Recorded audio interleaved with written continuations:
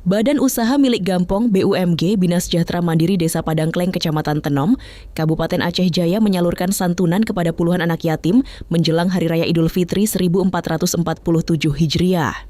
Kegiatan sosial tersebut merupakan bentuk kepedulian pemerintah Gampong bersama pengurus BUMG terhadap anak-anak yatim di desa setempat. Santunan yang diberikan berupa paket sembako serta uang saku untuk membantu kebutuhan para penerima menjelang Hari Raya.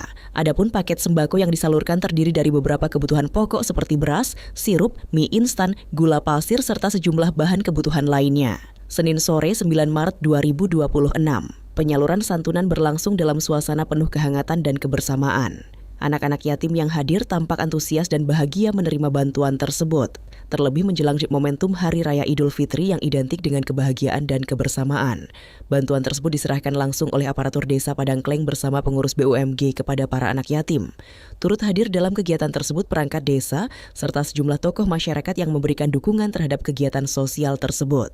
Ketua BUMG Bina Sejahtera Mandiri Desa Padangkleng, Sofyan, menyampaikan kegiatan santunan kepada anak yatim ini merupakan salah satu program kepedulian sosial yang diupayakan oleh pihak BUMG. Menurutnya, penyaluran santunan bagi anak yatim merupakan dari hasil pengelolaan aset yang dikelola oleh BUMG di Desa Padangkleng. Selain membantu meringankan beban anak-anak yatim, kegiatan ini juga bertujuan mempererat hubungan silaturahmi antara pemerintah desa dan masyarakat.